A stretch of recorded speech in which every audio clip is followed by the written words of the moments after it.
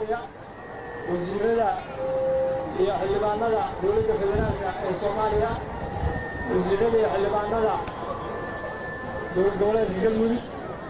odayaasha dhaqanka uu hogaaminayo uraaska beeshiisade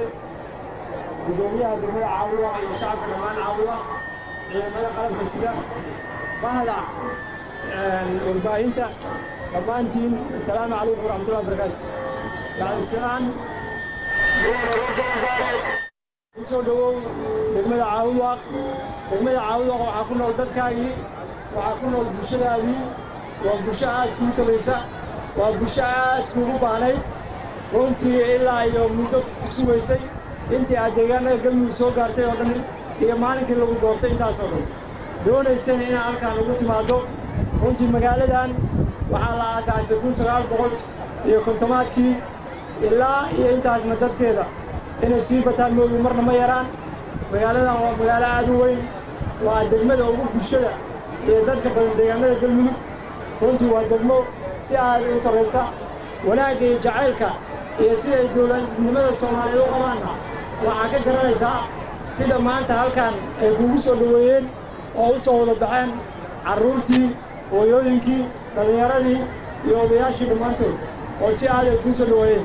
ra-iisul wasaare waxaa aad kugu soo dhaweynaynaa safarkaagan oo qayb ka ah soo dhaweynta iyo soo dhaweynta dadka ku nool deegaanada galmudug oo runtii aan arkarna inaad ku soo guulaysatay wixii hadda aad soo qabatay aanan rajaynayna inta badan inaad dhammaystiri doonto dadkaan ku nool degmada Caabuda waa bulsho ka tirsan bulshada galmudug laakiin wax badan oo cabashaa ka qaba kollayba ayaga hadda uu kula wadaagi doono insha allah mudane ra-iisul wasaare ku soo dhawow waa ku soo dhaweynayaa wassalaamu calaykum waraxmatullahi wabarakaatu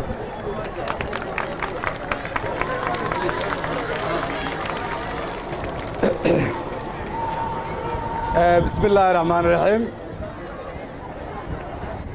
سيفي عن ما ليسو مغلا سوين ما ليسو مغلا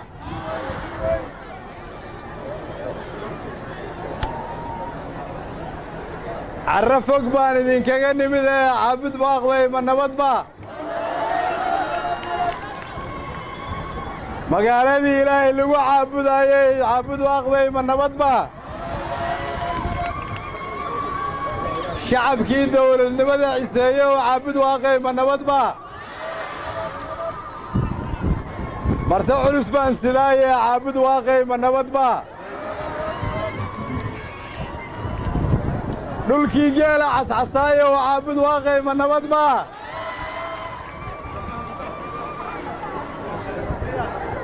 نلكي قبلها عسعسايا وعابد واقعي من نبض با عابد واق مانيغا كدغاي عدنتا لو دhoofo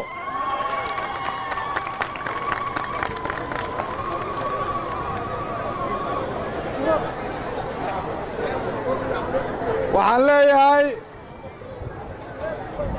geel soo darmaday caabud waaq weelka ii daradhe ayuu yidhi abwaanyayam marka hore waxaan u mahad celinayaa dhammaan shacabweynaha Soomaaliyeed ee reer caabud waaq sida sharaftooda noo soo dhaweyseen madax iyo shacabba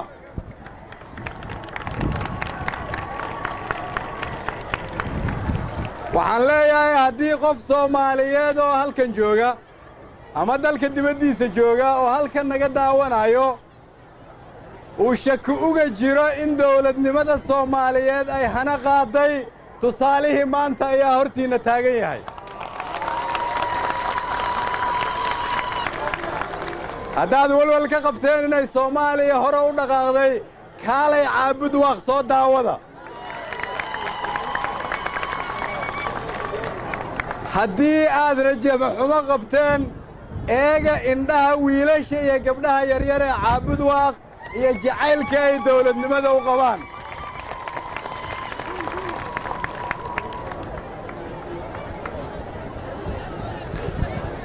waxaan rabaa inaan idiin mahad celiyo intaas ka sokow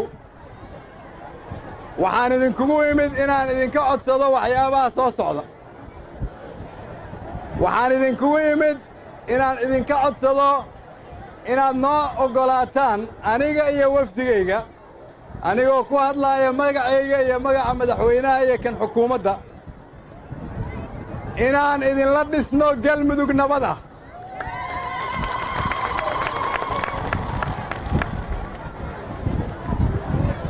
inaan idinla dhisno galmudug laga daaweeyey khilaafkii ragaadiyey inaan idinla dhisno galmudug wada jirta oo mid ah inaan idinla dhisno galmudug leh maamul loo dhan yahay oo aan sadbursi lahayn iyo inaan idinla dhisno galmudug xidhiir wanaagsan la leh dawladda federaalka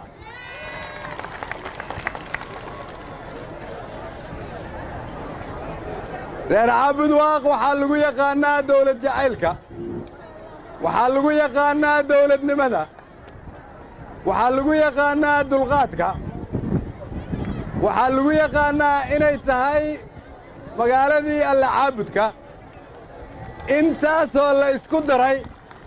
waxaan rajaynayaa inaad maanta iga aqbalaysaan inaad hormuud ka noqotaan in galmudug aasaas fiican loo jeexo horena loo wado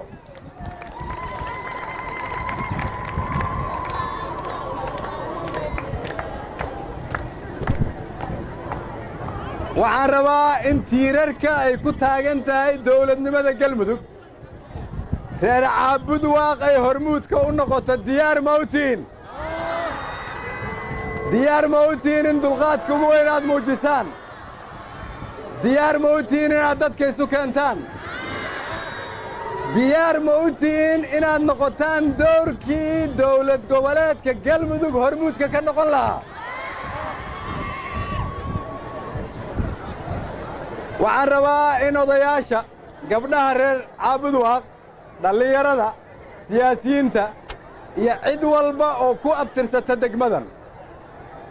inaad ogaataan meel walba oo aan soo marnay waxay aqbaleen sida idinkuba aad cod dheer ugu aqbashaan in la dhammeeyo wax walba oo khilaaf ahaa oo ka dhex jiray reer galmudug in la qabto doorasho xor ah oo loo wada dhan yahay in dadka reer galmudug ay xor u noqdaan danahooda iyo mustaqbalkooda dawladda federaalkuna ay garab istaagto laakiin reer caabudwaaq waxaan ka rabnaa inay gacanta ugu weyn ku bixiyaan ee diyaar ma u tihiin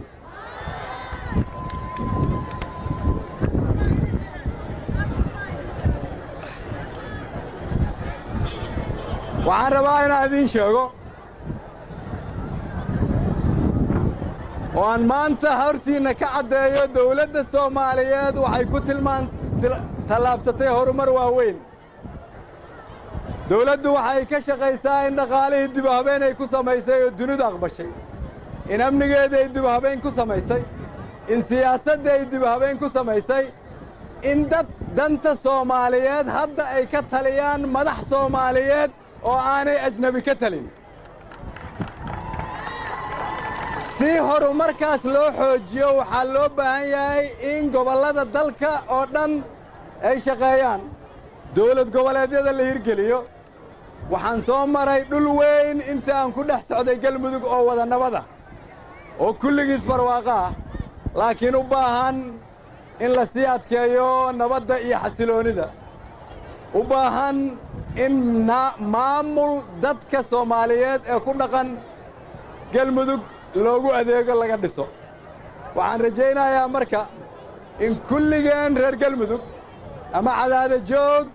ama caabudwaaq joog ama dhuusamareeb joog ama gaalkacyo joog ama xamar joog haddii aad reer galmudug tahay inaan nidhaahdo waa dhammaaday wakhtigii khilaafka waxaa la soo gaaray wakhtigii gacmaha la isqabsan lahaa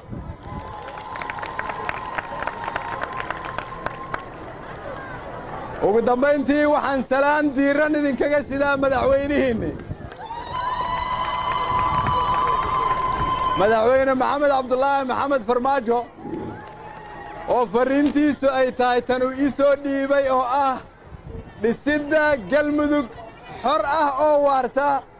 waxaa laga rabaa xoogga ugu badan reer caabudwaaq inay geliyaan waxaan halkan rabaa inaan ugu yeedho xildhibaanadiinna xildhibaan faarax cabdi xasan xildhibaan nadiifo wasiir hilaal iyo madaxweyne ku-xigeenkiinna waxaan rabaa inaan hortiinna uga mahad celiyo xildhibaannada idinku madela dawladda federaalka si wanaagsanna ula shaqeeya dawladda waxaan rabaa inaad gacmo furan ku soo dhowaysaan xildhibaan faarax xildhibaan nadiifo iyo wasiirkiinna wasiir hilaal iyo sidoo kale madaxweyne ku-xigeenka oo ah nin wakhti dheer geliyey sidii loo taabagelin lahaa galmudug waxaan leeyahay reer caabud waaqow allaha idin xifdiyo soomaaliya allaha xifdiyo khilaafka galmudug allaha dhammeeyo soomaaliya ha ka dhigo dalka ugu khayr badan afrika iyo dunida